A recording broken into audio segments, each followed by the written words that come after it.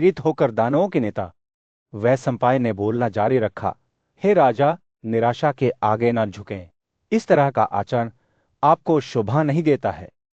आप हमारी शरण है, जैसे पांडव देवताओं की शरण हैं। उन्होंने सौम्य भाषण से सुलोधन के मन को शांत किया और उसे जाने की अनुमति देते हुए कहा, जाओ, विजय प्राप्त करो। जैसे ही वो अपनी निराशा से उठा, सुलोधन ने जो कुछ भी हुआ था उसे एक सपने के रूप में माना। उसने अपने भीतर सोचा, मैं पांडवों को युद्ध में हरा दूंगा। और उसका संकल्प मजबूत हुआ। कर्ण ने भी नरक की अंतरतम आत्मा से ग्रसित अर्जुन को मारने का क्रूरता से दृढ़ संकल्प किया था। अगले दिन कर्ण हाथ जोड़कर सुलोधन के पास गया और गर्मजोशी से मुस्कुराते हुए उसे संबोधित किया। कोई भी मित्र व्यक्ति अपने दुश्मनों पर विजय प्राप्त नहीं करता है। जब वो जीवित होता है तो वह अपना अच्छा दे सकता है। मृत व्यक्ति का लाभ कहाँ है और हे कौरव उसकी जीत कहाँ है? उसने युद्ध में अर्जुन को मारने का वादा किया, अपने हथियार से शपथ लेते हुए कि जब 3 और 10 साल बीत जाएंगे तो वह प्रीता के बेटों को सुलोधन के अधीन लाएगा। कर्ण के शब्दों से प्रेरित होकर सुलोधन अपने दिल में दृढ़ संकल्प के साथ उठे। उन्होंने घोड़ों, हाथियों, कारों और पैदल सेना में भरी हुई अपनी सेना को तैयार किया, जिसमें गंगा के पानी की तरह सके छतरिया पेनन चमार और पैदल सैनिक थे। शक्तिशाली सेना एक ऐसे मौसम में आकाश की तरह चलती थी जब शरद ऋतु के संकेत मुश्किल से विकसित होने लगे थे। जैसे ही वे अपने शहर की ओर बढ़े, ब्रह्म ने सुयोधन की प्रशंसा की। एक विशाल जंगल के बीच में, जहां प्रथा के पराक्रमी उतर रहते थे, जन्मेजय चिंतन में बैठ गए। वे वैशंपायन की ओर मुड़े और पूछा, मुझे बताइए, धृतराष्ट्र के उन महान पुत्रों ने यहाँ रहने के दौरान क्या किया? और सूर्य की संतान कर्ण, शकुनी, भीष्म, द्रोण और कृपा ने अपना आचरण कैसे किया? वैशंपायन ने अपनी कहानी शुरू करते हुए उन घटनाओं का वर्णन किया जो घटित हुई थी। जब भार्गव चले गए, सुलोधन को पीछे छोड़कर वे हस्तिनापुर आए, जहां भीष्म ने उन्हें सावधानी के शब्दों के साथ संबोधित किया। हे बच्चे, भीष्म ने कहा, मैंने आपको इस यात्रा के खिलाफ चेतावनी दी थी, लेकिन आपने मेरी सलाह को नजरअंदाज करने का फैसला किया। परिणामस्वरूप आपको दुश्मन द्वारा बंदी बना लिया गया और पांडवों द्वारा बचाया गया, जो अपने तरीकों में उन्हीं हैं। फिर भी आप अपने कार्यों से शर्मिंदा नहीं लगते हैं। भीष्म के शब्दों ने सुलोधन के दिल को तीर की तरह छेद दिया और वह अपनी बगल में शकुनी को लेकर जाने से पहले मजाक में हंसे, लेकिन भीष्म के शब्दों ने उनके अंदर एक राग लगा दिया था। और जैसे ही वे चले गए, बूढ़े योद्धा ने शर्म से अपना सिर लटका दिया। इस बीच सुयोधन अपने आवास पर लौट आया, जहां उसने अपने सलाहकारों के साथ विचार विमर्श करना शुरू कर दिया। हमारे लिए सबसे अच्छा क्या है? उसने उनसे पूछा। हम अपना वांछित परिणाम कैसे ला सकते हैं? कर्ण बोले, उनके शब्द जुनून और दृढ़ विश्वास के साथ टपक रहे थे। हे दुर्योधन, मेरी सलाह को अच्छी तरह से सुनो। भीष्म हमेशा हमारी आलोचना करते हैं और पांडवों की प्रशंसा करते हैं। आपके प्रति उनकी दुर्भावना मेरे लिए भी घृणा में बदल गई है। मैं अब आपकी उपस्थिति में इन अपमानों को सहन नहीं करूंगा। कर्ण के शब्दों ने सुयोधन के भीतर आग लगा दी और उन्होंने अपने भरोसेमंद सलाहकार को युद्ध की तैयारी करने का आदेश दिया। मैं अकेले ही पृथ्वी को जीत लूंगा। दृढ़ संकल्प से भरी उनकी आवाज में कर्ण ने घोषणा की, भीष्म को मेरी शक्ति का गवाह बनने दे और यह देखने दें कि मैं किसी भी मामले में पांडवों से कम नहीं हूं, चाहे वे वीरता, नैतिकता या हथियारों में कौशल होकर। के शब्दों को सुनकर सुयोधन का दिल गर्व से भर गया और उन्होंने उनकी खूब प्रशंसा की। मैं धन्य हूं, उन्होंने कहा, आप हमेशा मेरे कल्याण के लिए इच्छुक रहे हैं और मैं आपकी वफादारी के लिए आभारी हूं। एक नए उद्देश्य की भावना के साथ सुयोधन ने पांडवों के खिलाफ उनके अभियान की तैयारी शुरू करने का आदेश दिया। जैसे ही शुभ दिन आया, कर्ण अपने वफादार साथियों और अपने रथ की गड़गड़ाहट से घिरे हुए निकल पड़े, जो तीनों दुनियाओं में गूंज रहा था। इस शक्तिशाली योद्धा ने एक ऐसी यात्रा शुरू की जो इतिहास की दिशा को हमेशा के लिए बदल देगी। हस्तिनापुर शहर में शक्तिशाली योद्धा कर्ण के सम्मान में एक भव्य उत्सव चल रहा था, जैसे ही एक बुद्धिमान ऋषि वैशंपायन कर्ण की विजय की कहानी सुनाने लगे, सूर्य तमकने लगा। हे भरतों में बैल, उन्होंने कहा, कर्ण वह दुर्जय तीरंदाज जो अपनी विशाल सेना से घिरा हुआ था, ने द्रुपद के सुंदर शहर की घेराबंदी कर दी। हस्तिनापुर के लोग बड़े ध्यान से सुन रहे थे, क्योंकि वैशंपायन ने आगे कहा। दृढ़ संकल्प के साथ कर्ण ने एक भयंकर युद्ध लड़ा और अंततः द्रुपद को अधीन कर दिया। पराजित राजा को सोना चांदी रत्न दान करने और शक्तिशाली योद्धा को श्रद्धांजलि देने के लिए मजबूर किया गया। जैसे कि कर्ण की जीत के परिमाण पर जोर देने के लिए वैशंपायन ने वर्णन किया कि कैसे उन्होंने द्रुपद के शासन के अधीन राजकुमारों पर विजय प्राप्त की और उन्हें अपने अधिकार के अधीन कर लिया। कर्ण की विजय की कहानी एक भव्य महाकाव्य की तरह सामने आई। वह उत्तर की ओर बड़े शक्तिशाली भगदत्त को हराकर और ऊंचे हिमावत पर्वत पर चढ़ते हुए रास्ते में भयंकर दुश्मनों से लड़ते हुए हस्तिनापुर के लोगों ने अपनी सामूहिक सांसें रोकी।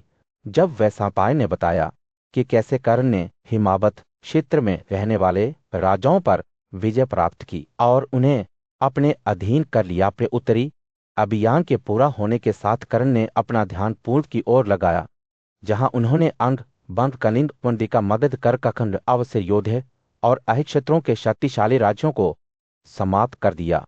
हस्तिनापुर के लोग विस्मय में थे, क्योंकि वैशंपायन ने वर्णन किया कि कैसे कर्ण ने खुद को बटभूमि के शक्तिशाली राज्य के सामने प्रस्तुत किया, जहां उन्होंने उसके शासक को पराजित किया और उसे कर देने के लिए मजबूर किया। जैसे जैसे कर्ण की विजय जारी रही, उन्होंने दक्षिण की ओर कूच किया और दक्षिणात्य के शक्तिशाली राज चालकों को पराजित किया। एक भीषण युद्ध में भीष्म के पुत्र रुक्मी ने कर्ण के खिलाफ बहादुरी से लड़ी, लेकिन अंततः अपने पति बनवी की श्रेष्ठ शक्ति और पराक्रम को स्वीकार करते हुए आत्मसमर्पण कर दिया।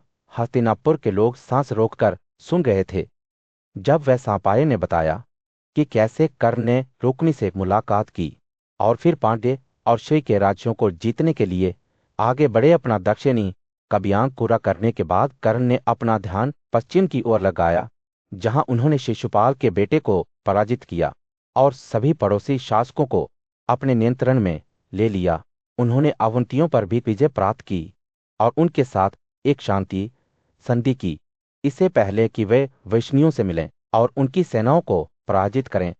हस्तिनापुर के लोग अवाक रह गए, क्योंकि वैशंपायन ने वर्णन किया कि कैसे कर्ण ने पूरी पृथ्वी पूर्व पश्चिम उत्तर और दक्षिण को जीत लिया और नीच के सभी राष्ट्रों को अपने अधीन कर लिया। हस्तिनापुर के हलचल भरे राज्य में सुत के पुत्र और एक प्रसिद्ध योद्धा कर्ण के मार्गदर्शन में एक भव्य योजना सामने आ रही थी। कथाकार वैशंपायन राजा धृतराष्ट्र के सामने खड़े होकर उन घटनाओं का वर्णन कर रहे थे जो कौरवों के भाग्य को आकार देंगी। जैसे ही कर्ण ने दुर्योधन से बात की, उनके शब्द दृढ़ विश्वास के साथ टपकने लगे। हे कौरव, इन शब्दों को अपने दिल में रखें और उसी के अनुसार कार्य करें। पृथ्वी दुश्मनों से मुक्त हो गई है। सभी दुश्मनों को नष्ट करके खुद चक्र की तरह उस पर शासन करें। धृतराष्ट्र का पुत्र ध्यान से सुनता रहा। हर गुजरते पल के साथ उसकी महत्वाकांक्षा और भी तेज होती गई। कर्ण ने आगे कहा, जिसके लिए मैं उनकी शरण में हूं, उसके लिए कुछ भी असंभव नहीं है। मेरा एक उद्देश्य है और आप उसे सुनेंगे। पांडवों के राजस्व यज्ञ ने आपके भीतर एक इच्छा जगा दी है। मैं इस सपने को पूरा करने में मदद करूंगा। दुर्योधन की आंखें उत्साह से चमक उठी जब उन्होंने कर्ण को अपनी दृष्टि को साकार करने का काम सौंपा। कर्ण के नेतृत्व में राजा ने प्रमुख ब्राह्मणों को भव्य राजस्व यज्ञ करने में उनका मार्गदर्शन करने के लिए बुलाया। बुद्धिमान और विद्वान पुजारी ने धृतराष्ट्र के बेटे को आगाह किया, युधिष्ठिर के जीवित रहने के बावजूद यह यज्ञ आपके परिवार में नहीं किया जा सकता है। आपके पिता धृतराष्ट्र अभी भी जीवित है। इन कारणों से यह प्रयास करना बुद्धिमानी नहीं होगी। लेकिन राजा विचलित नहीं हुए। ब्राह्मणों ने एक विकल्प प्रस्तावित किया, वैश्व यज्ञ, एक शक्तिशाली अनुष्ठान जिसने राजसूय को भव्यता और पुण्य में प्रतिद्वंद्वी बनाया। उन्होंने कहा, यह यज्ञ पहले कभी नहीं किया गया है, सिवाय प्राचीन विष्णु के यह बिना किसी बाधा के बनाया जा सकता है, और यह आपकी इच्छा को पूरा करेगा। कर्ण और दुर्योधन ने एक नजर डाली और अपने मन को तैयार किया। राजा कर्ण और उनके भाई सूल के बेटे की ओर मुड़े और उनकी स्वीकृति मांगी। भाइयों ने एक स्वर में से हिलाया और राजा ने बलि के खल के निर्माण के लिए कारीगरों को नियुक्त किया। जैसे ही सूरज क्षितिज के नीचे डूबता गया, हस्तिनापुर का राज्य गतिविधि से झूम उठा। प्रत्येक व्यक्ति वैश्व बलिदान को जीवंत करने के लिए अथक प्रयास कर रहा था। कर्ण के मार्गदर्शन में तैयारी सुचारू रूप से आगे बढ़ी। प्रत्येक कार्य को सटीकता के साथ निष्पादित किया गया। राज्य उत्साह से भरा हुआ था और दुर्योधन की महत्वाकांक्षा कभी भी उज्जवल नहीं हुई थी। जैसे जैसे सितारे रात के आकाश में चमकने लगे, मंच एक भव्य दृश्य के लिए तैयार हो गया, जो इतिहास की दिशा को हमेशा के लिए बदल देगा। हस्तिनापुर के भीड़ वाले शहर में एक भव्य बलिदान की तैयारी चल रही थी। कारीगर, सलाहकार और बुद्धिमान विदुर धृतराष्ट्र के पुत्र दुर्योधन के पास गए और उन्हें सूचित किया कि सभी इस शानदार अनुष्ठान के लिए तैयार हैं। उन्होंने उन्हें एक सोने का हर भेंट किया, जो देवताओं के प्रति उनकी भक्ति का एक उत्कृष्ट प्रतीक था। धृतराष्ट्र के पुत्र ने समारोह शुरू करने के लिए उत्सुक होकर अपनी शाही स्वीकृति दी और यज्ञ शुरू हुआ। पवित्र मंत्रों का जाप किया गया और हवा स्वादिष्ट प्रसाद की सुगंध से भर गई।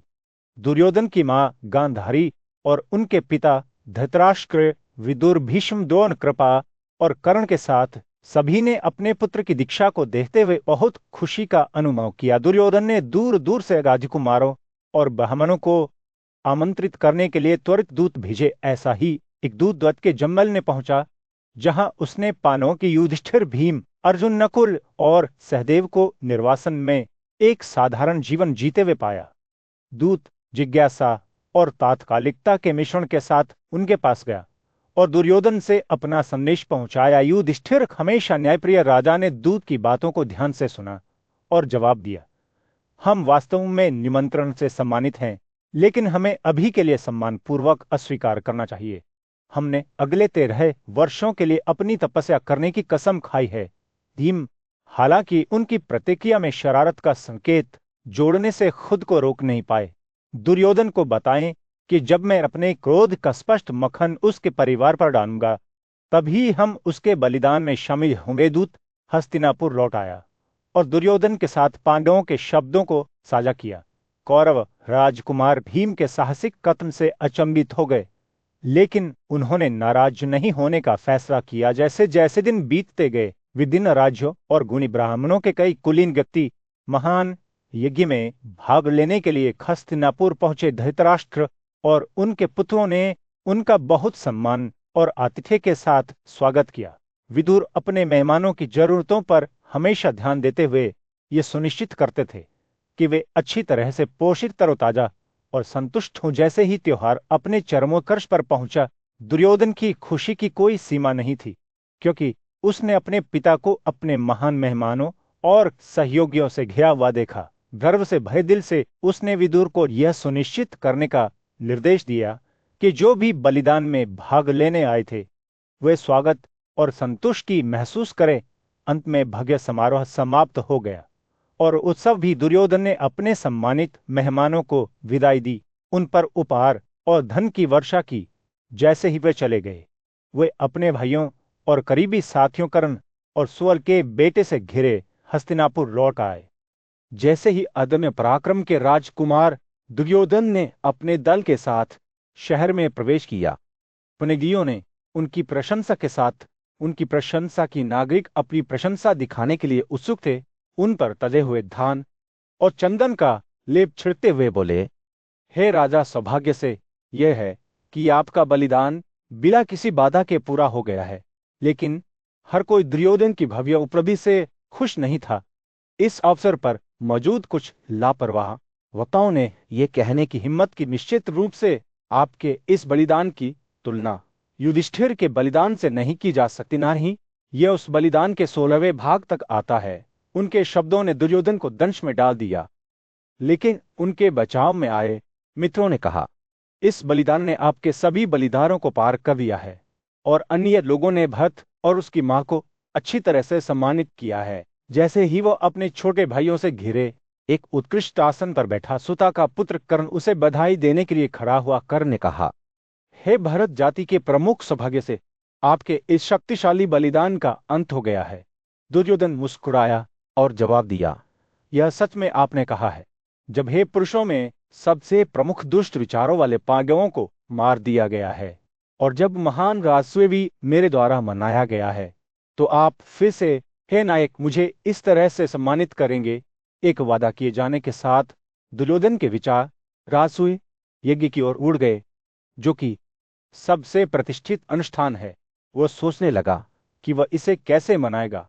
जब पांडव हार गए, जैसे ही कर्ण उनके सामने खड़ा हुआ, दुर्योधन ने पूछा, हे कौरवों, मैं सभी पांडवों को मारकर उस महंगे और सबसे महत्वपूर्ण बलिदान का असूय का जश्न कब मनाऊंगा? कर्ण की आंखें दृढ़ संकल्प के साथ चमक उठी और उन्होंने जवाब दिया, हे राजाओं में खाती, मेरी बात सुनो। जब तक मैं अर्जुन का वध नहीं करूंगा, मैं किसी को भी अपने पैर धोने नहीं दूंगा, ना ही मैं मांस का स्वाद दूंगा, और मैं असुर व्रत का पालन करूंगा। और जो कोई मुझसे किसी भी चीज के लिए अनुरोध करेगा, मैं कभी नहीं कहूंगा मेरे पास यह नहीं है। कर्ण की अर्जुन को मारने की प्रतिज्ञा के साथ कौरवों के शक्तिशाली रथ और धनुर्धरों ने एक जोरदार जयकार भेजा, यह सोचकर कि पांडवों पर पहले ही विजय प्राप्त हो चुकी है। इस बीच जंगल में पांडवों ने दुर्योधन के बारे में सुना। उनके निवासन के बीच एक बुद्धिमान और जिज्ञासु राजा जन्मेजय ने अपने प्रसिद्ध चेरे भाइयों पांडवों के भाग्य के बारे में जानने की कोशिश की। उन्होंने एक आदरणीय वैशंपायन से पूछा, दुर्योधन को उनके चंगुल से मुक्त करने के बाद पांडवों के पराक्रमी पुत्रों ने उस जंगल में क्या किया? मैं ये कहानी सुनना चाहता हूँ। उसकी आवाज श्रद्धा और भय से भरी हुई थी। एक शाम युधिष्ठिर के द्वैत के जंगल में आराम करने के लिए लेटते समय एक उल्लेखनीय घटना हुई। उसके सपने में हिरणों का एक समूह उसके सामने दिखाई दिया। उनकी आंखें आंसू से भरी हुई थीं। वे जुड़े हाथों के साथ खड़े थे। उनके शरीर चारों ओर कांप रहे थे, जैसे कि डर और दुख से अभिभूत। हे बुद्धिमान और दयालु राजा युधिष्ठिर ने इन प्राणियों को देखने के लिए अपनी आंखें खोली। उन्होंने उनसे धीरे से पूछा, मुझे बताएं कि आप क्या कहना चाहते हैं? आप कौन हैं और आप क्या चाहते हैं? हिरण अभी भी भावनाओं से कांप रहा था। एक सामूहिक आवाज में जवाब दिया। उनके शब्द मुश्किल से फुसफुसाते हुए, हम उन लोगों के अवशेष हैं जिन्हें मार दिया गया है। हे भरत, हम जल्द ही पूरी तरह से नष्ट हो जाएंगे। इसलिए शक्तिशाली राजा, हम आपसे अनुरोध करते हैं कि आप अपना निवास स्थान बदल लें। इन हिरणों की प्रार्थनाओं से विचलित होकर युधिष्ठिर का हृदय शोक और करुणा से भर गया। उसने उनमें उन अनगिनत प्राणियों का भाग्य देखा जो उनके हाथों मारे गए थे। राजा ने सभी प्राणियों के कल्याण के इरादे से उनसे कहा, ऐसा ही हो, मैं वैसा ही करूं जैसा आपने कहा है। और इसके साथ वह अपने सपने से जा उठा। जैसे जैसे रात बीतती गई, युधिष्ठिर ने अपने भाइयों के साथ किस दर्शन को साझा किया जो अंधेरे में उनके चारों ओर इकट्ठे हुए थे। उन्होंने हर विवरण का वर्णन किया। उनकी आवाज भावनाओं से भरी हुई थी। अर्जुन, भीम, नकुल और सहदेव ध्यान से सुन रहे थे। उनके चेहरे पेड़ों के बीच से निकलते चंद्रमा के प्रकाश से रोशन थे। पांडवों में से सबसे बड़े ने बात की। उनके शब्द जंगल में गूंज रहे थे।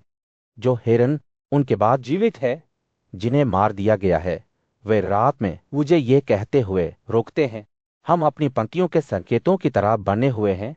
धन्य हैं आप, क्या आपको हम पर दया आती है? और उन्होंने सच ही कहा है, हमें इस जंगल के निवासियों पर दया करनी चाहिए। वह रुक गया और आगे बढ़ने से पहले अपने विचार इकट्ठा करने लगा। हम 1 साल और 8 महीने से उन्हें खा रहे हैं। उसने अफसोस के साथ अपनी आवाज भरी करते हुए कहा, तो आइए हम फिर से कामुक-कामिकों की मरम्मत करें जो त्रिविंदु झील के पास के स्थान के शीर्ष पर स्थित जंगली जानवरों से भरे जंगलों में से सबसे अच्छे हैं। उसके भाइयों ने सहमति में से हिलाया। उनके चेहरे दृढ़ संकल्प के साथ झुक गए। किसी से और मौन प्रस्थान के साथ पांडव ब्राह्मणों के साथ जंगल की गहराई में, जहां पेड़ ऊंचे थे और जीव स्वतंत्र रूप से घूमते थे, पांडव निर्वासन में रहते थे। 12 वर्षों तक वे फल और जड़ों पर जीते रहे। उनके पेट भूख से गरजने लगे।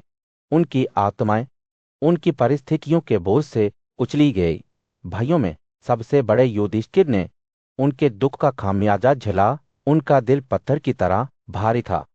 वे जंगल में घूमते रहे। उनकी आंखें डीकी हो गई। उनकी आत्मा अतीत की यादों से पीड़ित थी। जैसे जैसे वे चल रहा था, पेड़ पीड़ा और हानि की कहानियों को फुसफुसा रहे थे। हवा में शे और मृत्यु की सुगंध थी, जो उसे जीवन की क्षणभंगुरता की याद दिलाती थी। युधिष्ठिर के विचार उस दुर्भाग्यपूर्ण रात में बदल गए जब उन्होंने अपने राज्य, अपने भाइयों और अपनी गरिमा पर जुआ खेला था। उन्हें सुता के बेटे शकुनी के कठोर शब्द याद आए, जिन्होंने उन्हें ऐसा खेल खेलने के लिए उकसाया था जो उनके भाग्य को सिर कर देगा। उन यादों का दर्द अभी भी उनके भीतर बना हुआ था, एक उबलता हुआ घाव जिसने ठीक होने से इनकार कर दिया था। युधिष्ठिर के भाई अर्जुन, भीम और दुर्योधन, नकुल और सहदेव उन्हें चिंता के साथ देख रहे थे, जो उनके चेहरे पर अंकित थे। यहां तक कि उनकी प्यारी पत्नी द्रौपदी ने भी उनके दुख का भार महसूस किया। उन्होंने साथ मिलकर निर्वासन की कठिनाइयों को सहन किया था, लेकिन अब ऐसा लग रहा था जैसे समय समाप्त हो रहा है। जैसे ही वे अपनी स्थिति को समझने के लिए संघर्ष कर रहे थे, पेड़ों से एक आकृति उभरी। व्यास शक्तिशाली तपस्वी और सत्यार्थी के पुत्र, उनकी आंखें रात के आकाश में सितारों की तरह चमक रही थीं, करुणा और समझ से भरी हुई थी। युधिष्ठिर आगे बढ़े, उनका से आदर में झुक गया। जैसे ही व्यास पास आए, इसी के शब्द सूखी धरती पर हल्की बारिश की तरह थे, सुखदायक, शांत और कायाकल्प करने वाले। उन्होंने जीवन की क्षणभंगुर प्रकृति, सुख और दुख की अनिवार्यता के बारे में बात की। एक बुद्धिमान व्यक्ति, उन्होंने कहा, जानता है कि जीवन आनंद और दुख के बीच का नृत्य है। जब सुख आता है तो उसे इसका आनंद लेना चाहिए।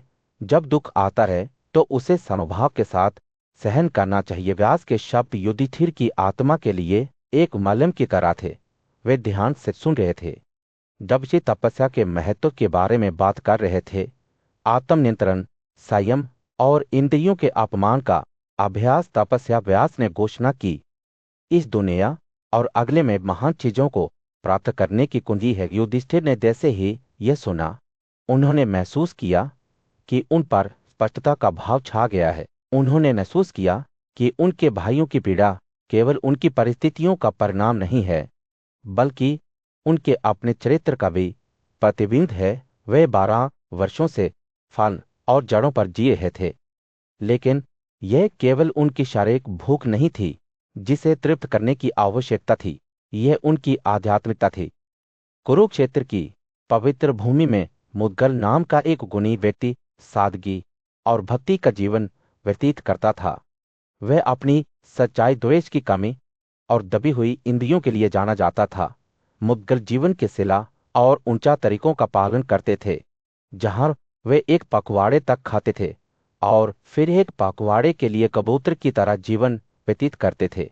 इस अवधि के दौरान मकई का एक तोन एकत्र करते थे। अपनी दिनचर्या के हिस्से के रूप में मुद्गल दर्शन और पौर्णिमा से यज्ञ का जश्न मनाते थे। देवताओं और उनके मेहमानों को भोजन चढ़ाते थे। शुभ चंद्र दिवसों पर इंद्र भी अन्य खगोलीय प्राणियों के साथ प्रस्तुत भोजन में भाग लेने में उनके साथ शामिल होते थे। मुद्गल का दिन शुद्ध और निर्बाध रहता था और वे अपने मेहमानों का आनंदमय भावना से मनोरंजन करते थे। एक तिमुरी दुर्वासा, जो अपने अनियमित व्यवहार और अपमान के लिए जाने जाते थे, मुद्गल के निवास पर पहुंचे। भूख से प्रभावित होने के बावजूद दुर्वासा ने उन्हें दिया गया भोजन पूरी तरह से समाप्त कर दिया। केवल बाद के मौसमों में फिर से लौटने के लिए हर बार सभी आपूर्ति किए गए भोजन को खा लिया। फिर भी मुद्गल पूरे समय शांत और समान थे। दुर्वासा आखिरकार मुद्गल की अतूट दया और उदारता से प्रभावित हुए उन्होंने स्वीकार किया कि मुद्गल का दिल शुद्ध और छल से मुक्त था और उनके आत्म संयम, धैर्य, न्याय, इंद्रियों और क्षमताओं पर नियंत्रण दिया और पुण्य के लिए उनकी प्रशंसा की। दुर्वासा ने भविष्यवाणी भी की कि मुद्गल अपने शरीर में स्वर्ग प्राप्त करेंगे। जैसे ही मुनि दुर्वासा ने यह शब्द कहे, एक दिव्य दूत हंसों और सरसों से जड़े हुए रथ पर मुद्गल के सामने प्रकट हुआ।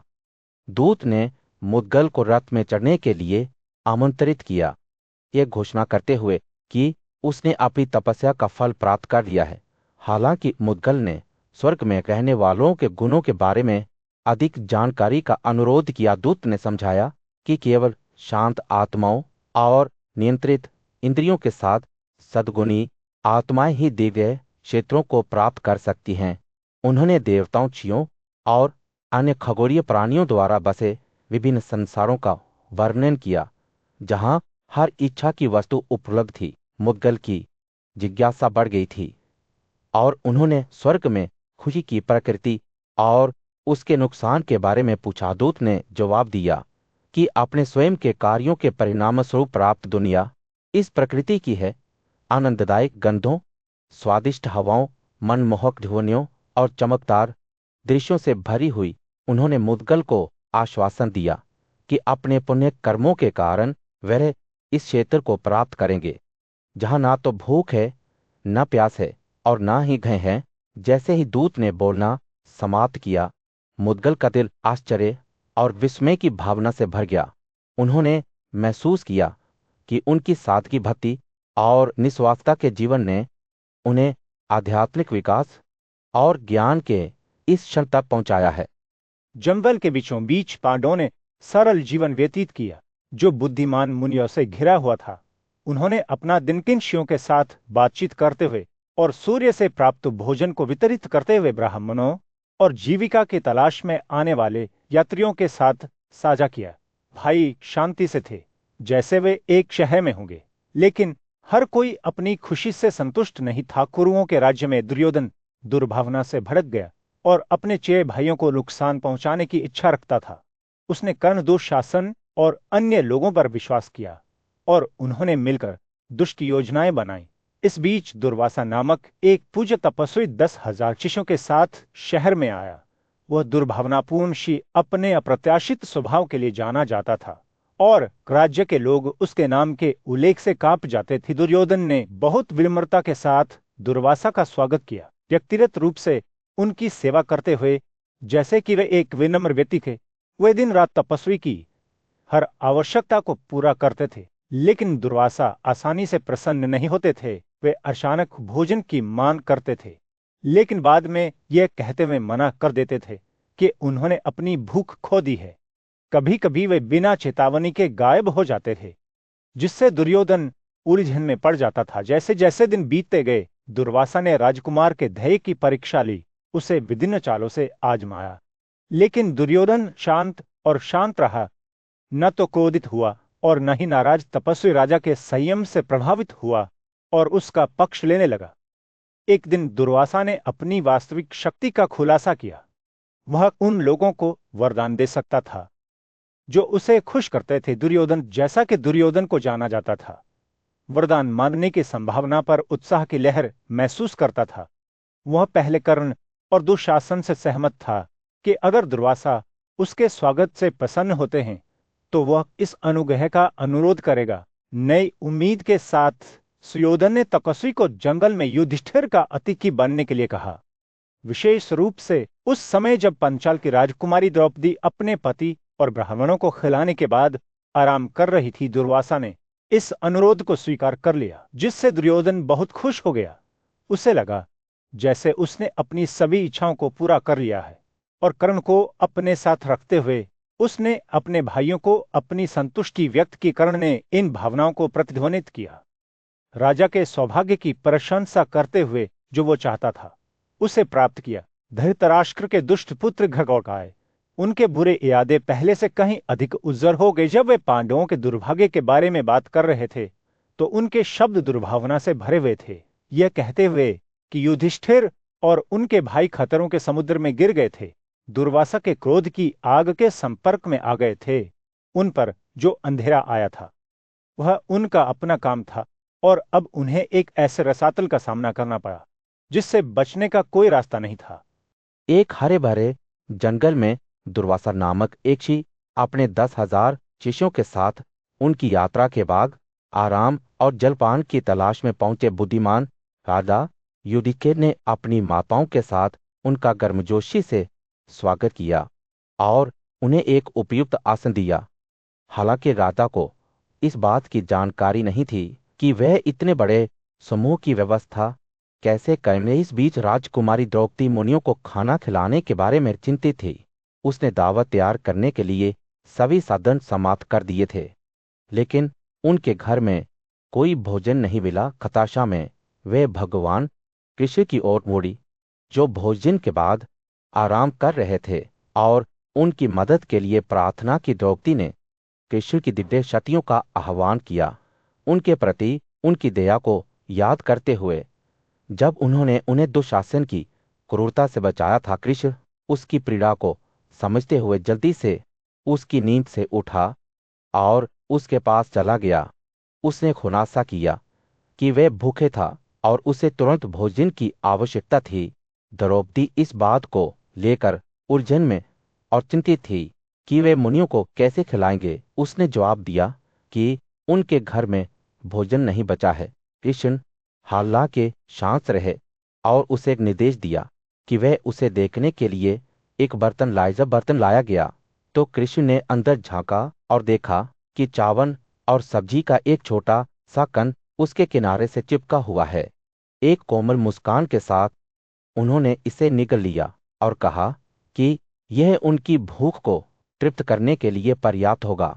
द्रौपदी अपने भीतर निवास करने वाली दिव्य शक्ति में उनके विश्वास से तकित थी। कृष्ण ने तब भीमसेन को निर्देश दिया कि वे मुनियों को रात के खाने के लिए आमंत्रित करें।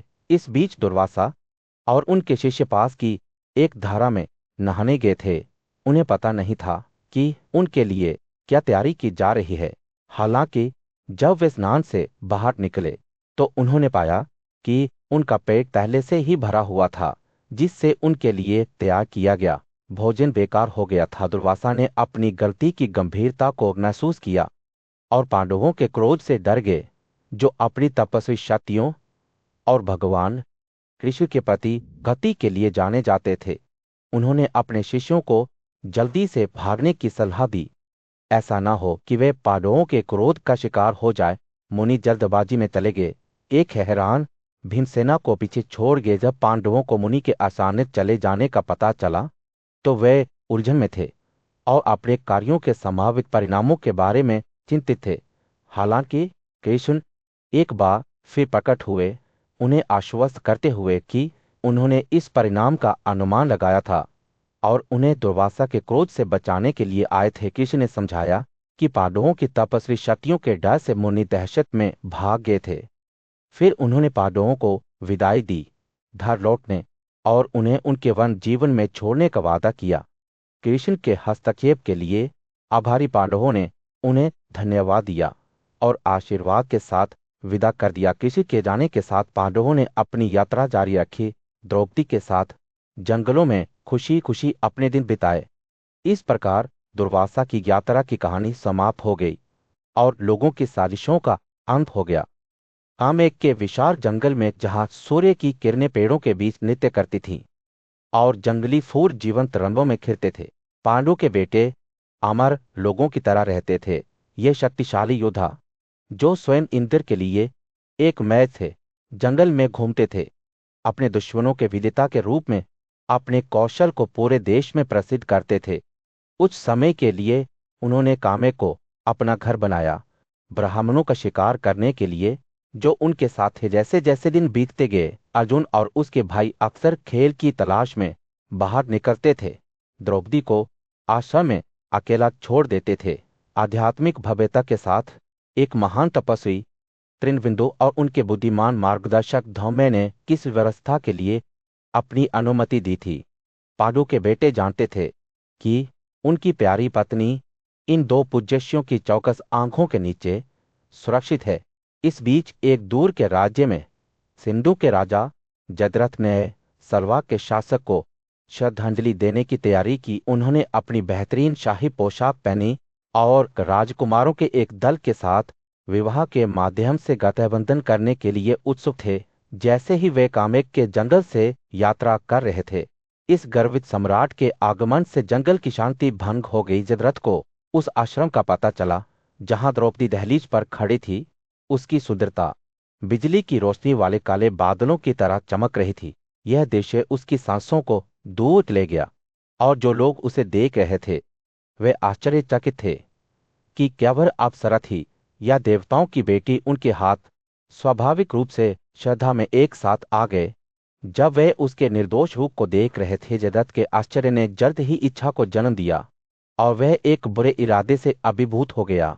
वह अपनी साथी कोटिका की ओर मुड़ा और पूछा, यह अद्वितीय सुंदरता वाली महिला किसकी है? क्या वह मानव जाति की है? उसके शब्द लालसा से भरे हुए थे, क्योंकि वह उसे अपने राज्य में वापस ले जाने की कल्पना कर रहा था, उसे अपना बना रहा था। जयद्रथ की महत्वाकांक्षा की कोई सीमा नहीं थी। वह इस उज्जवल अस्तित्व को प्राप्त करने के लिए जो कुछ भी करना चाहता था वह करने को तैयार था। कोटिका कुंडला पहने सावधानी से द्रौपदी के पास गई, शांत स्वर में बोलते हुए, जैसे कोई एक बाधिर को संबोधित कर सकता है। हे सुंदर, उसने कहा, तुम किसके पति हो? हमने पहले कभी तुम्हारे जैसे नहीं देखा है। द्रौपदी अजनबी के शब्दों को महसूस करते हुए उसके सामने मुड़ गए। उसकी बड़ी आंखें जिज्ञासा से चमक रही थीं। जैसे ही कोटिका उसके सामने खड़ी हुई, जयद्रथ दूर से देख रहा था। उसका देह एक अतृप्त लालसा से भर गया था। वह इस उत्कृष्ट प्राणी को अपना मानने के लिए दृढ़ था, चाहे वह कितना भी महंगा क्यों ना हो। उसे पता नहीं था कि उसके कार्यों से जल्द ही ऐसी घटनाओं की एक श्रृंखला शुरू हो जाएगी जो भरत राजवंश की नींव को खिला देगी। सूरज जंगल के ऊपर डूब रहा था। आश्रम पर एक गर्म नारगी चमक डाल रहा था, जहां एक अकेली महिला राजसी कदम्बा पेड़ की एक शाखा पर झुकी हुई थी। उसकी सुंदरता आग की लौ की तरह चमक रही थी, जो पत्तों के बीच से बहने वाली हल्की हवा से चमक रही थी। त्रिगर्त राज्य की एक युवा राजकुमार कोटिका अपनी आंखों में जिज्ञासा और प्रशंसा के साथ उसके पास आई। नमस्कार कोली महिला, उसने आदर से झुकते हुए कहा, आप इन जंगलों में अकेले खड़े हैं, फिर भी आप आत्मविश्वास और शक्ति की एक आभा फैलाते हैं। क्या आप एक देवी हैं, एक यक्षी हैं, या शायद एक दानवी हैं, एक अप्सरा हैं, या एक दैत्य की पत्नी हैं? या हो सकता है कि आप नागा राजा की बेटी हैं, एक राक्षसी हैं, या वरुण यम सोंड या कुबेरा की पत्नी हैं। कोटिका के शब्द एक कोमल प्रवाह में गिर गए, जैसे कि वह इस गूढ़ महिला को घेरने वाले रहस्य को उजागर करने की कोशिश कर रहा हो। महिला खड़ी थी, उसकी आंखें मनोरंजन से चमक रही थीं। ऐसा लग रहा था कि वह अपनी संभावित पहचान के बारे में कोटिका के काव्य विवरण का आनंद ले रही है। मैं कोई देवी नहीं हूं, उसने अंत में कहा। उसकी आवाज संगीत की तरह है, ना ही मैं किसी अलौकिक वंश का दावा करती हूं। लेकिन मुझे बताए राजकुमार कोटिका, आप और आपके साथी कौन हैं? आप इस जंगल में क्यों आए हैं? कोटिका मुस्कुराई, खुश हुई कि महिला ने रहस्य के पर्दे के पीछे छिपने के बजाय उसके बारे में पूछा था। मैं कोटिका काजा सूरत का बेटा, उसने अपने चारों ओर इकट्ठे हुए अपने दोस्तों की ओर इशारा करते हुए कहा। यह त्रिगर्त का राजा क्षेमाकर है और उसके पीछे पुलिंदा का राजकुमार खड़ा है, और टैंक के किनारे वह युवक इक्ष्वाकु राजवंश के एक योद्धा सूर का बेटा है। जैसे ही कोटिका बोल रहा था, सौविर्स का राजा जयद्रथ अपनी सेना के सिर पर पेड़ों से बाहर निकला। उसके 12 मानक वाहक उसके आगे चल रहे थे। उनके रथ बादाम के घोड़ों से खींचे गए थे, जो लुप्त होती रोशनी में चमकते हुए रत्नों की तरह चमक रहे थे। हवा कवच की आवाज और बातचीत की बुड़बुड़ाहट से भर गई थी।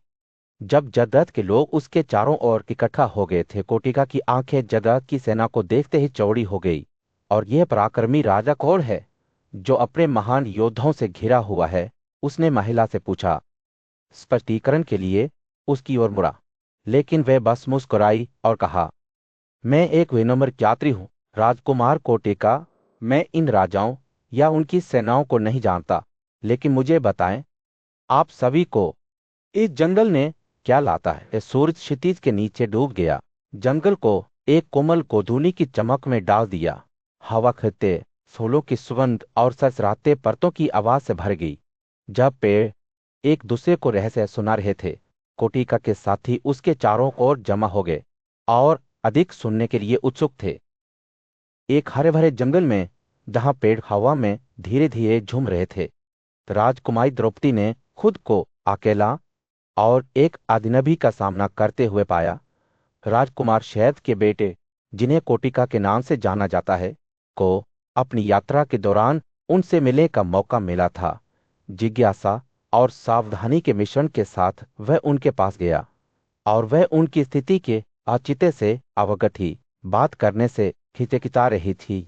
जैसे ही वह उसे संबोधित करने के बारे में सोच रही थी, द्रौपदी की आंखें धीरे से हिल गई और एक सूक्ष्म गति के साथ उसने कदमवा शाखा को छोड़ दिया जिसे वह पकड़ रही थी। उसने अपने रेशमी कपड़ों को फिर से व्यवस्थित किया, किसी भी झुर्री या क्रीज को चिकना कर दिया।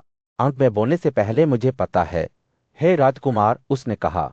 उसकी आवाज संगीत जैसी है कि मेरे जैसे किसी व्यक्ति के लिए आपको इस तरह संबोधित करना उचित नहीं है, लेकिन चूंकि यहां आपसे बात करने के लिए कोई और नहीं है और मैं इस समय अकेला हूं, मैं आपसे बात करने का ये अवसर लूंगा। उसके शब्द शर्मीलेपन के संकेत के साथ थे, लेकिन दृढ़ संकल्प की भावना भी जानते हैं। योग्य महोदय, उसने आगे कहा, इस जंगल में अकेले होने के कारण मुझे आपसे बात नहीं करनी चाहिए।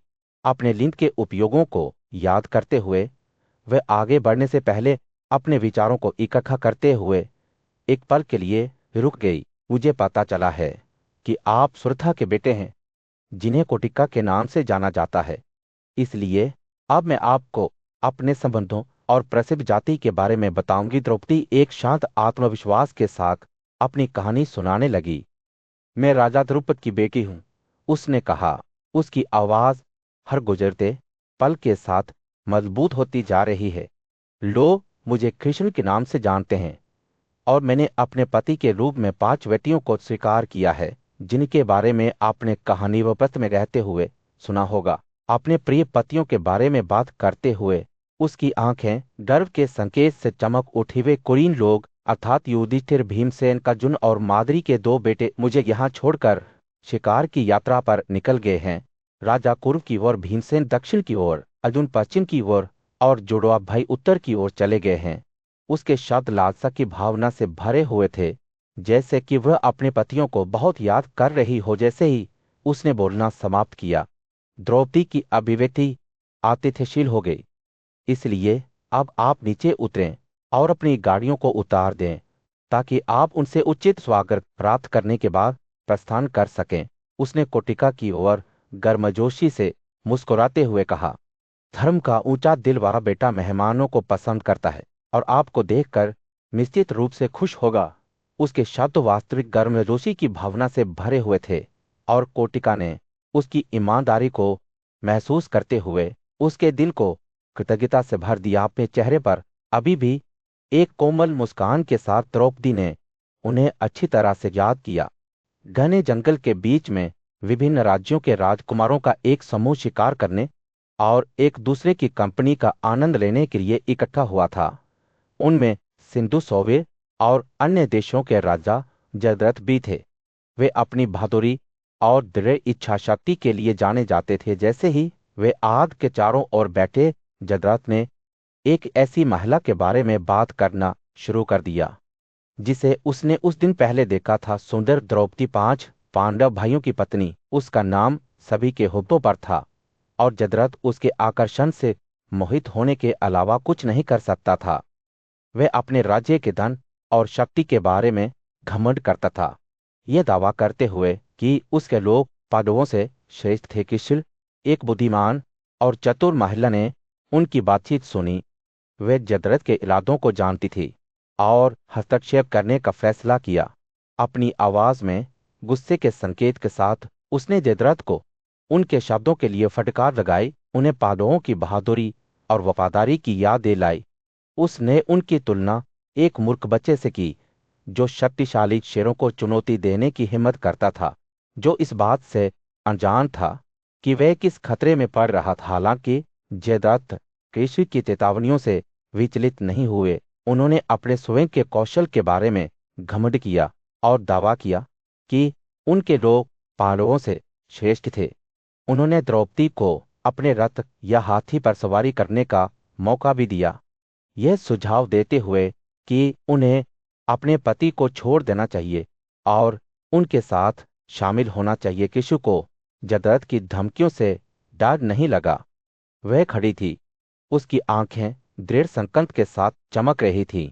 उसने जयद्रथ को उन पराक्रमी योद्धाओं की याद दिला दी जिन्होंने उसकी रक्षा की। अर्जुन भीम और अन्य। उसने उसे चेतावनी दी कि अगर वह उस पर हाथ रखने की हिम्मत करेगा तो उसे इन शक्तिशाली नायकों के क्रोध का सामना करना पड़ेगा। जयद्रथ ने अपनी क्षमताओं पर विश्वास करते हुए कृष्ण के शब्दों का उपहास किया। वह अपने शाही वंश के बारे में घमंड करता था और दावा करता था कि वह पांडवों से श्रेष्ठ है। लेकिन कृष्ण आसानी से डरने वाले नहीं थे। वह दृढ़ ही उसकी आवाज स्थिर थी, क्योंकि उसने जयद्रथ को उसके अर्यों के परिणामों के बारे में चेतावनी दी थी। जैसे ही उनकी बातचीत समाप्त हुई, कृष्ण के शब्द एक चुनौती की तरह हवा में लटक गए। जयद्रथ को पता था कि उन्होंने पांडवों की शक्ति और साहस को कम करके आंका है। उन्हें बहुत देर से एहसास हुआ कि वह उनके लिए कोई तुलना नहीं है और कृष्ण अपने वफादार पतियों को कभी नहीं छोड़ेंगे। इस समय जंगल तनाव के साथ जीवन दिखाई दे रहा था। हवा में झूलते पत्तों की आवाज और दूर से गड़गड़ाहट की गड़गड़ाहट पेड़ों में गूंज रही थी। ऐसा लग रहा था जैसे देवता स्वयं ही जयद्रथ के भाग्य को देख रहे हों। जयद्रथ और कृष्ण के बीच मुठभेड़ अभी शुरू ही हुई थी, लेकिन यह बुद्धि, साहस और निष्ठा की लड़ाई होगी जो राज्य की नींव को हिला देगी। आम एक जंगल की गहराई में पांडु के बेटों में बेचैनी छा गई। वे अलग अलग शिकार कर रहे थे और एक दूसरे के साथ फिर से जुड़ गए, केवल यह पता लगाने के लिए कि जंगल जीवन से भरा हुआ था, लेकिन पूर्वाभास की हवा से भी भरा हुआ था। पक्षी कर्कश स्वर में चिल्लाते थे, जबकि जंगली जानवर बेचैन घूमते थे, जैसे कि पेड़ों के ठीक पार छिपी हुई उपस्थिति को महसूस करते थे। युधिष्ठिर के उत्सुक मन ने सूक्ष्म संकेतों पर ध्यान दिया और वे घबराहट की भावना के साथ अपने भाइयों की ओर मुड़ा। मेरे दोस्तों, उसने कहा, मुझे डर है कि हम खुद से कहीं अधिक बड़ी चीज में फंस गए हैं। जंगल उत्तेजित है, जैसे कि वह भी अजनबियों की उपस्थिति महसूस करता है। वह रुक गया। क्षितिज को स्कैन करते हुए, आगे बढ़ने से पहले आइए हम इस पीछा को पीछे छोड़ दें और अपने आश्रम में लौट जाएं। हमें और अधिक खेल की आवश्यकता नहीं है, लेकिन मुझे डर है कि हम इस जंगल में अकेले नहीं हैं। जैसे ही उन्होंने अपने रथों को घुमाया, एक सियाह सड़क के किनारे से जोर से चिल्लाया। उसका चिल्लाना हवा में एक चिल्लाहट की तरह घुस गया। युधिष्ठिर की आंखें संकुचित हो गई और उन्हें तुरंत पता चल गया कि यह क्या दर्शाता है। यह कोई साधारण सी याद नहीं है। उन्होंने भीम और अर्जुन से कहा, इसके रोने से कुछ गहरा होता है, कुछ ऐसा जो हमारे जीवन के तरीके के लिए खतरा है। भाइयों ने अपनी यात्रा जारी रखने से पहले एक दूसरे को उदास नजरों से देखा। जब वे उस उपवन में प्रवेश कर रहे थे जहां उनका आश्रम था, तो उन्होंने एक युवा महिला धात्रिका को पाया, जो द्रौपदी की वफादार साथी थी, जो संकट में रो रही थी और रो रही थी। इंद्रसेन सारथी उसे सांत्वना देने के लिए दौड़ा, लेकिन उसने सांत्वना देने से इनकार कर दिया। कृष्ण को जबरदस्ती ले जाया गया है, वह रो पड़ी। जयद्रथ ने उसे पकड़ लिया है और मुझे उसकी सुरक्षा का डर है। इंद्रसेन का चेहरा गुस्से से काला हो गया जब उसने उसकी बातें सुनी और युधिष्ठिर का भाव गंभीर हो गया। युधिष्ठिर ने अपनी आवाज नीची और दृढ़ करते हुए असम खाई, हम तब तक आराम नहीं करेंगे जब तक हम उसे नहीं पा लेते। हम जयद्रथ के रास्ते पर चलेंगे और अपनी प्यारी पत्नी को अपने पास वापस लाएंगे। भाइयों को युद्ध की तैयारी करते हुए देखते ही धात्रिका के आंसू धीरे हो गए। उनके चेहरे दृढ़ संकल्प के साथ झुके। जयद्रथ की सेना द्वारा छोड़ी गई पकियों का पीछा करते हुए वे जोर जोर से चिल्लाने लगे। जैसे ही वे सवार हुए, उनके घोड़ों के खुरों से उठी धूल ने आगे की सड़क को ढक दिया। लेकिन धनंजय की उत्सुक आंखों ने दुश्मन के रूपों को उठाया और उसने अपने भाइयों को पुकारा। उनके क्रोध की कोई सीमा नहीं थी, क्योंकि वे न्याय और सुरक्षा की इच्छा से प्रेरित होकर मेजबान की ओर बढ़ रहे थे। लेकिन जब उन्होंने खुद जयद्रथ को देखा, जो उनके साथ अपने रथ पर बैठे थे, जंगल के बीचों बीच एक उथल पुथल का दृश्य देखने को मिला। जब क्रोधित क्षत्रियों ने भीम और अर्जुन को देखते ही शोर मचाया, उनके नेता जयद्रथ ने अपने रथ में बैठी द्रौपदी की ओर देखा। उनकी आंखें सुंदर बालों वाली चमकती महिला पर टिकी हुई थीं। विनम्रता की हवा के साथ उन्होंने कृष्ण की पत्नी से अपने 5 पतियों का वर्णन करने के लिए कहा, एक एक करके ये बताते हुए कि कौन सा योद्धा प्रत्येक रथ पर सवार था। द्रौपदी की आवाज एक स्पष्ट कौल की तरह गूंजी जब उसने जवाब दिया, आपने एक जघन्य कृत्य किया है जो आपके भाग्य को सील कर देगा। अब मेरे वीर पतियों के नाम जानने का क्या उपयोग है? वे यहाँ हैं और आप में से कोई भी युद्ध में जीवित नहीं बचेगा। उसके शब्द दृढ़ विश्वास से टपक गए। उसकी नजरें जयद्रथ के साहस में छेद कर रही थीं। जैसे ही उसने अपने पति में से प्रत्येक का वर्णन करना शुरू किया, उसकी आवाज में एक सुखदायक गुण आ गया। देखो, वे योद्धा जिसके झंडे पर नंद और उपानंद नामक 2 मधुर तबलों से सजाया गया है, वह युधिष्ठिर है, न्यायपूर्ण राजकुमार जो धर्म के नक्शे कदम पर चलता है। उसका रंग सोने की तरह चमकता है, उसकी नाक प्रमुख है और उसकी आंखें बड़ी हैं। एक सच्चा नेता वह एक दुश्मन को भी जीवन देता है जो हार मानता है। जैसे ही द्रौपदी ने अपना वर्णन जारी रखा, जयद्रथ की आंखें चौड़ी हो गईं।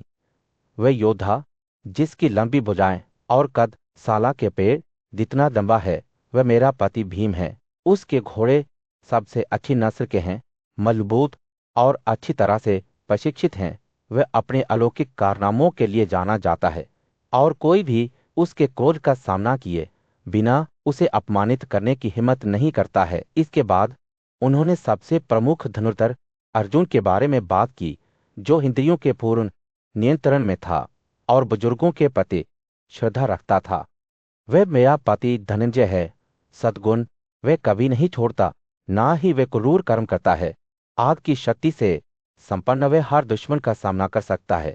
उसकी आवाज कोमल हो गई जब उसने नकुल के बारे में बात की। वह योर जिसने अपने ज्ञान से भय को दूर किया, महान कौशल रखता था और पांडवों द्वारा एक प्रिय जीवन की तरह पोषित किया गया था। अंत में उन्होंने सहदेव का वर्णन किया, जो हथियारों में कुशल और युधिष्ठिर को प्रसन्न करने के इरादे वाले नायक थे। वह मेरे पति हैं, उनकी को अपनी आत्मा से अधिक प्रिय हैं। वे वीर बुद्धिमान और हमेशा क्रोधित हैं, जिनके पास बुद्धि या वापटुता में कोई समानता नहीं है। जैसे ही द्रौपदी ने बोलना समाप्त किया, जयद्रथ का चेहरा पीला पड़ गया। उसके सामने प्रीता के पुत्र प्रकट हो गए थे। उनकी शक्ति और वीरता अब स्पष्ट हो गई थी।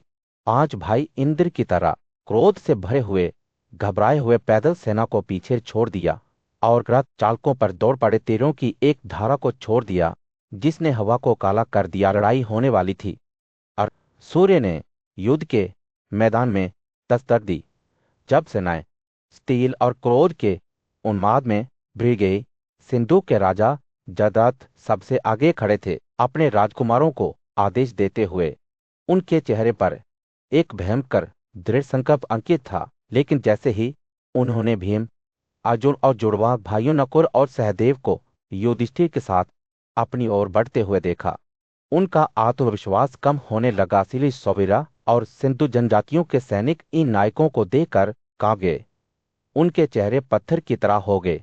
भीमसेना सोने से सजी एक शक्तिशाली गदा के साथ आगे बढ़ा।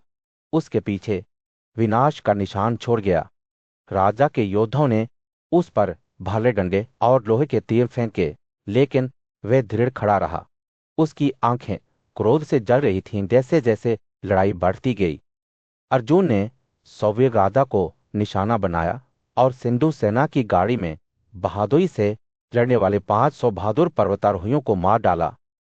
इस बीच नकुल अपने रथ से कूद पड़ा, हाथ में तलवार लेकर, और दुश्मन के लड़ाकों को किसान की तरह बीज बिखेरते हुए इतर बितर कर दिया। सहदेव ने अपने रथ से कई योद्धाओं को तेज लोहे के शाट से मार डाला। उनके शरीर पेड़ से गिराए गए पक्षियों की तरह जमीन पर गिर गए, लेकिन जयद्रथ खुद एक दुर्जय दुश्मन साबित हुए। उन्होंने पलक झपकते ही सर्वश्रेष्ठ 100 वीर योद्धाओं को मार डाला। त्रिगर्तस के राजा सुरतनकुर के रथ के पास पहुंचे, उन्हें अपने हाथी से मारने के इरादे से। फिर भी माद्री का बेटा दृढ़ खड़ा रहा। अपनी तलवार की एक स्वाइच से जानवर के धड़ और दांतों को काट रहा था। दिन तो अभी भी आगे बढ़ रहा था, ने घोड़े की नाल के तीर से कोटिकाख्या के सारथी का सिर काट दिया, जिससे एक राजकुमार के घोड़े सभी दिशाओं में बिखेर गए। शक्तिशाली योद्धा फिर उसके पास आया, हाथ में दाढ़ी रखी और उसे मार डाला। अर्जुन भी अजय साबित हुआ, जिसने अपने दिव्य तीरों से इक्षु, शिवियों, तिगर्तों और सैद खाओं के नेताओं को काट दिया। जैसे ही लड़ाई अपने चरम पर पहुंची, जयद्रथ के योद्धा दहशत में भागने लगे। राजा ने खुद अपनी पत्नी द्रौपदी को पीछे छोड़ दिया, जिसे उसने बंदी बना दिया था। युधिष्ठिर ने उसे दूर ले जाते हुए देखकर तुरंत सहदेव को उसे वापस लाने और उसे अपने रथ में वापस लाने का आदेश दिया। लेकिन भीम, जो अभी भी गुस्से में था, ने राजा से आग्रह किया कि वह अभी तक घर न लौटे। उसने जयद्रथ को मारने की कसम खाई, चाहे वह कहीं भी भाग जाए या उसे क्या सुरक्षा मिले। युधिष्ठिर ने अपनी बहन दूसर और गांधारी की दया याचिका को याद करते हुए सिंदूर राजा को मारने के खिलाफ आगाह किया। द्रौपदी ने खुद हस्तक्षेप किया। उनकी आवाज युद्ध के बीच में जयद्रथ अपनी जान बचाने के लिए भाग गया, क्योंकि उसने भीम और अर्जुन को अपनी ओर बढ़ते देखा। शक्तिशाली भीमसेन अपने रथ से उतरा और पीछा किया। अंततः जयद्रथ को उसके सिर के बालों से पकड़ लिया और उसे जमीन पर गिरा दिया। क्रोधित होकर भीम ने राजकुमार को अपनी मुट्ठी और घुटनों से धक्का देना शुरू कर दिया, लेकिन वे कोदर को फागुन की बातों से संयमित कर दिया गया, जिससे उसे दूसर के प्रति युधिष्ठिर की दया की याद आ गई। भीम का क्रोध धीरे धीरे कम हुआ और उसने जयद्रथ का सिर मुंडवा लिया, जिससे उसके 5 बाल बच गए। फिर उसने राजकुमार को संबोधित किया, उसे जीने का मौका दिया। अगर वह सार्वजनिक सभाओं में खुद को पांडवों का गुलाम स्वीकार करेगा। अनिच्छा से जयद्रथ सहमत हो गया, फिर भी डर से कांप रहा था। अर्जुन और भीम ने जयद्रथ को जंजीरों से सुरक्षित किया और उसे अर्जुन के साथ एक रथ में रखा। वह राजकुमार को युधिष्ठिर के सामने ले आए, जो उसकी स्थिति को देखकर मुस्कुराए। राजा ने जयद्रथ को मुक्त करने का आदेश दिया और द्रौपदी ने यह कहते हुए सहमति व्यक्त की कि वह पांडवों का गुलाम बन गया है। जयद्रथ, जो अब मुक्त हो गया था, विनम्रता से युधिष्ठिर के पास गया और उसके सामने झुक गया। दयालु राजा ने राजकुमार को दया में देखा, यह मानते हुए कि वह अपने दुष्ट कार्यों के कारण होश खो चुका है। उसने जयद्रथ को शांति से जाने की सलाह दी और उसे चेतावनी दी कि वह इस तरह के अनैतिक कार्यों को कभी ना दोहराए। शर्म से अभिभूत होकर जयद्रथ ने उमा की पत्नी भगवान महेश्वर से सुरक्षा की गुहार लगाई। उन्होंने उस स्थान पर कठोर तपस्या की जहां गंगा ने मैदानों में स्नान किया था। उनकी तपस्या से प्रसन्न होकर 3 आंखों वाले भगवान ने व्यक्तिगत रूप से जयद्रथ के प्रसाद को स्वीकार किया और उन्हें एक वरदान दिया। जयद्रथ ने युद्ध में पांडवों के 5 पुत्रों को हराने में सक्षम होने के लिए कहा, लेकिन महेश्वर ने जवाब दिया कि यह असंभव था। इसके बजाय उन्होंने जयद्रथ से कहा कि वह युद्ध के मैदान में केवल एक बार उनका मुकाबला कर पाएंगे, क्योंकि अर्जुन अपनी शक्तिशाली बाहों और दिव्य संबंधों के साथ अजय था। भगवान ने समझाया कि अर्जुन ने वरारी जंगल में तपस्या की थी, नारायण से दिव्य हथियार पाशुपत प्राप्त किया था और अन्य शक्तिशाली हथियार भी अपने पास रखे थे। वे बिना गुणों के सर्वोच्च व्यक्ति, सभी देवताओं के स्वामी और ब्रह्मांड की आत्मा भी थे। जैसे ही जयद्रथ ने महेश्वर के शब्दों को सुना, उन्हें ब्रह्मांड के निर्माण की कहानी यार खा गई। इस कहानी के अनुसार जब 4,000 युगों के अंत में दुनिया में पानी भर गया तो नारायण